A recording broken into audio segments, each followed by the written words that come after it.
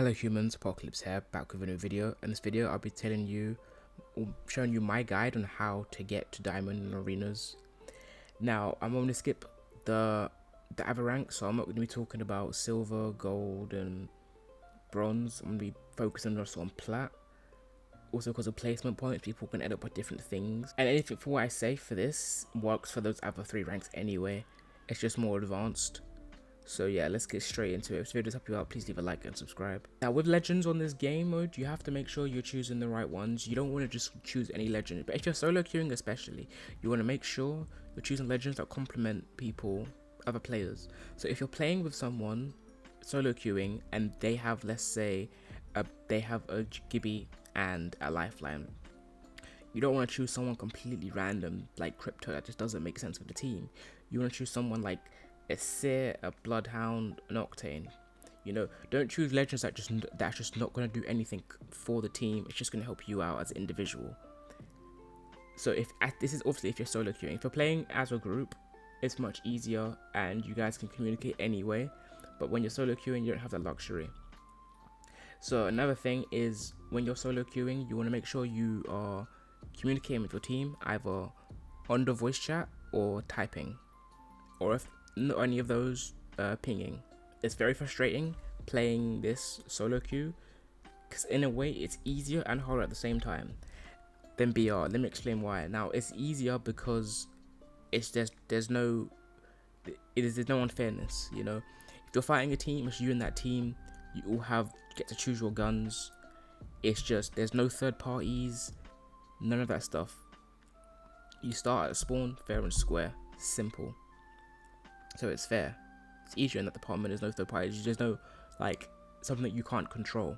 Everything in the game you can control, but it's harder because if you're playing with randoms and they ain't listening or they're doing their own thing, it's gonna be hard for you to clutch up every single time, especially if they're making dumb decisions. It's so frustrating when you are clearly better than the other team, but your teammates are clueless and they don't know what to do, or you get a knock and they don't push with you and they just sit back and then you die.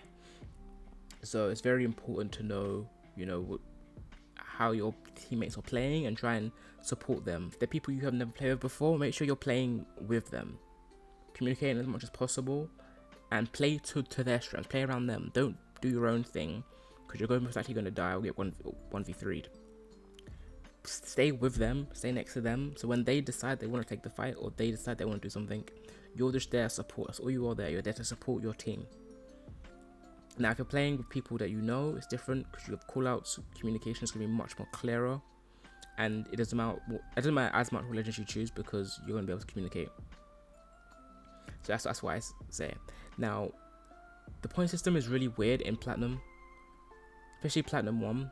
Now all the way up to Gold, you get like around 200 points to win, and then in Plat you start to get like 100 points to win. Then when you get down to like Plat 2 and Plat 1, you start to get 50 points to win and then 20 points to win. I don't know why, but the more you level up, the lower points you get for the win. It's really weird and I don't understand why. So you don't have to win consistently when you get to the lower ranks of Plat. You have to win like at least 12 games to get from Plat 1. Just from Plat 1 to Diamond. It's really ridiculous. So you make sure you're playing consistently and winning consistently. If you lose 12 points, something like that. And then if you win, you get like 20 to 25 points. So if you keep winning and losing back and forth, you're only realistically gaining around like 12 points. And it's just very frustrating. Next things I want to talk about is the guns.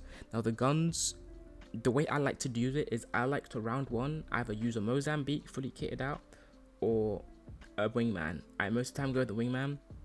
I think it's the simple and the safe choice. It's good close, medium and long range. So I recommend using the wingman to just first round, then second and third round. The guns I use personally is either Volt, R9, Flatline or 301. One of those 4 guns I use. Now getting materials is a very important thing on this game mode. You know, you want to risk your life going for materials, but if you do get the chance, always go for materials. This is going to give you an advantage in the next round. It's going to give you an advantage to get more shields and more attachments and better weapons. Now me personally, when I play, I like to fully max out one gun and then get Mozambique. And let me tell you why. First off, when playing randoms, there's not a high chance we're always going to get materials. And even if we do, I think it's better to have a fully maxed out R301 with a normal Mozambique. So then I can, with the extra points I have, I can then buy shields and buy grenades and buy ult, you know, rather than just buying a fully maxed out 301 and then a fully maxed out Evo. It's like, that's good and all, but it's realistically only 3 people on the enemy team, and if you down one, your team's most likely going to push, you most likely can get the win. So I would rather use it on stuff like healing, which is hard to come by on this game mode, especially if other team get to the crate before you, and grenades. Grenades are really important on this game mode, like very important. So yeah, those are the guns I like to use. You can use every guns you want, but I think those are the best guns in the game also, and they just work with my playstyle. Now to talk about the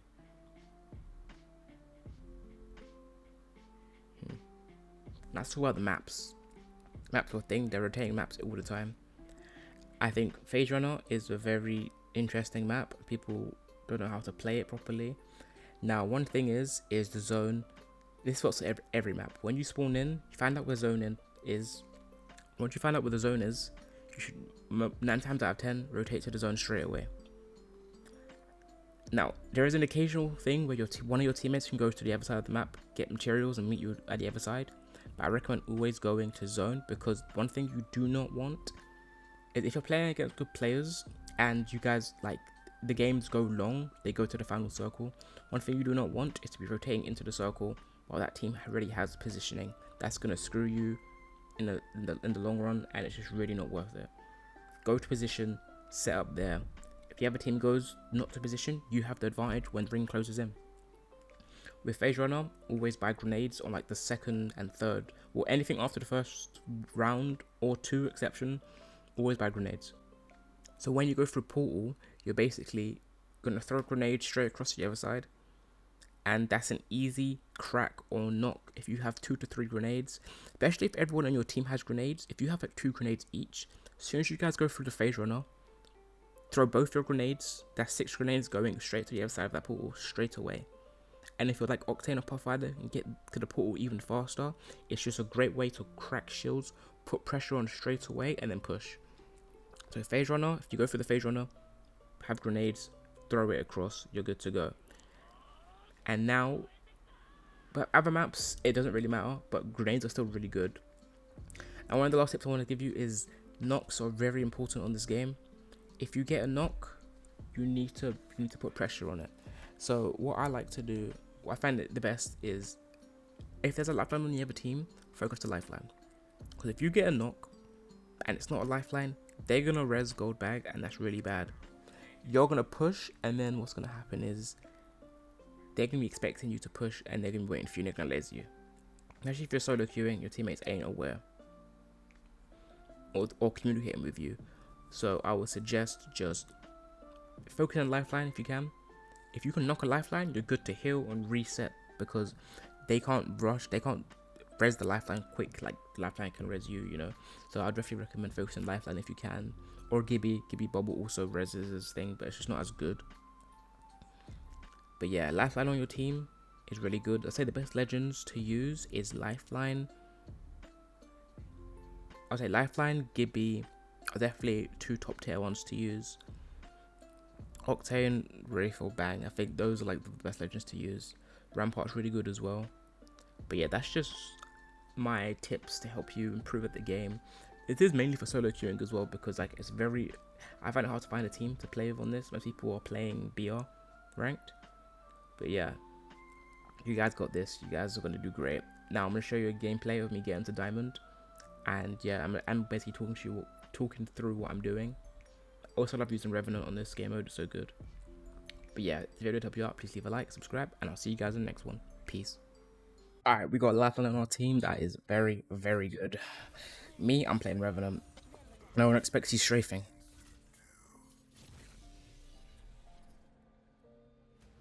And against Wraiths and Lifelines, it's so useful. They can't use their thing. He's just a great legend, man. Oh wow, okay.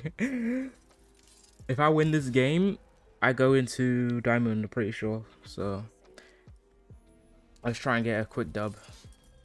Still haven't played the new map Dome yet, but you know, Overflow, favorite map, so good. Now, circles pulling to left, so I think we should go left side. My teammates can't hear me, I'm just speaking my mind. I think we should go left side because if we do a long match, we want to make sure we're in zone, we don't have to rotate. Even though the rotation is pretty small, gatekeeping is very risky, bro. This is one thing with playing with randoms. They're playing together, as you can see, they're in a clan. For some reason, I've been playing, I only play people that are in a team together, on a team of 2. I don't know why. But I'm gonna stick with them, even though I think we should go left. They're playing together, so they clearly have communication. So it'll be best for me to just tag along with them and just try and support them as much as possible. As you can see, I'm gonna silence them. I did buy a wingman off bat. I'm gonna try to get some shots. I'm gonna try to break some shields. Don't know if anyone knows I'm here. Ah! I got one knock. My teammate should be able to finish it up. That animation was so good.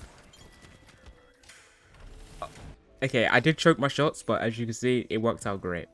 I actually hit him with the rare animation where he uses his fists to slice them. That's so cool. I've never actually hit someone with that before. I barely get it. Now I use the Volt, R9, Flatline, or R3. And I'm gonna use Volt because I'm Revenant, and I think Revenant with Volt's really good. His strafe speed is like the same when he's crouched. So like strafing left to right, it's the same. A lot of people don't like, or don't expect it. But I find it useful. Unless people know how to counter a Revenant. I'm sure people do, but the people don't. So left side, I agree with going this way. Try get the meds in the middle. And yeah, let's see if we can go for a quick sweep 3-0. Ah, I did just get thrown a nade. I'm healing inside the box. They're gonna be pushing.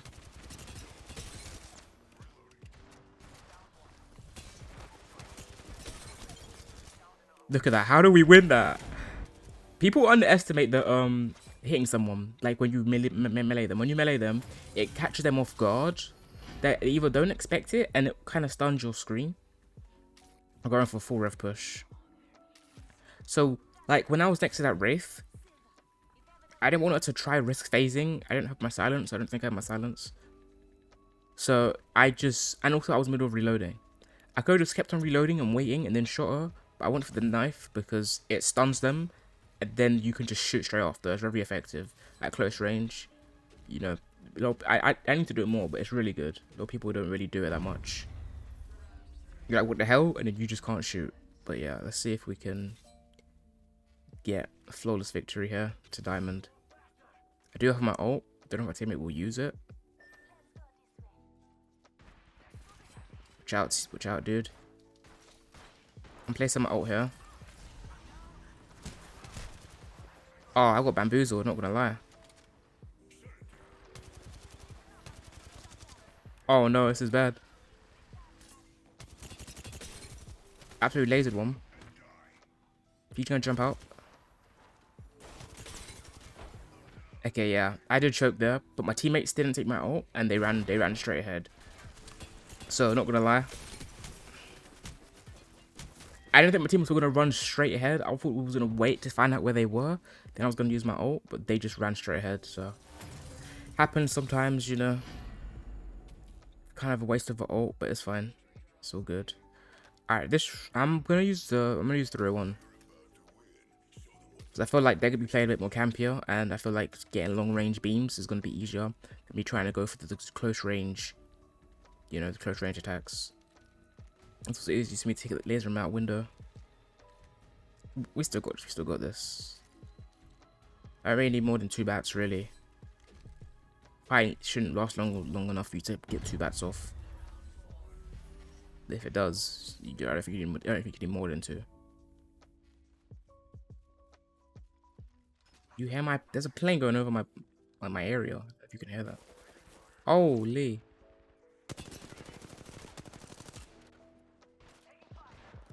Help him out immediately.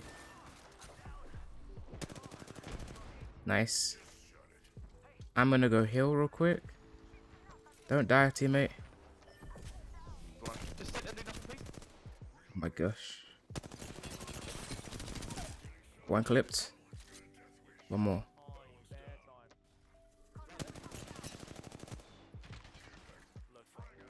I got this. I just need to play it calm. Let's go. Look at that. Easy. GG's, boys.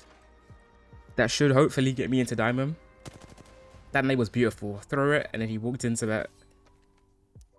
He pushed out here when he shouldn't have done that. My teammate kind of got steamrolled. Like, I didn't do any damage at that first bit. My teammate got knocked. And I couldn't see because of the Mirage. So I was shooting at the wrong person. So they did bamboozle me. He's very good in this game mode, but we brought it back. I one clipped that Wraith. Purple mag, one clip, so effective. So satisfying. And there we go, there's Diamond. And this is a whole other story. Diamond to Masters. Let's see how interesting this is, but yeah. Hope you guys did like the video, you know. Getting to Diamond, it's not hard, it's just long. You have to be committed to play for quite a while. You know, I needed 400 points to get to Diamond, and usually in the earlier ranks, it's like 200 points per win, and then maybe 100 points per win. But then I kept going down to like 50 points per win, and then it was 25 points per win, so I had to win like 12 times. I had to get 12 wins just to go up that one rank. From Plat 1 just to Diamond. It's very stressful. You go win consistently. You know, if you lose 12 points, and if you win, you get like 20 or 25, depending on I don't know what. So then you more or less gain like only 8 to 10 RP per win, and it's very frustrating if you lose and win. But yeah, hopefully that did help you out, and I'll see you guys in the next one. Peace.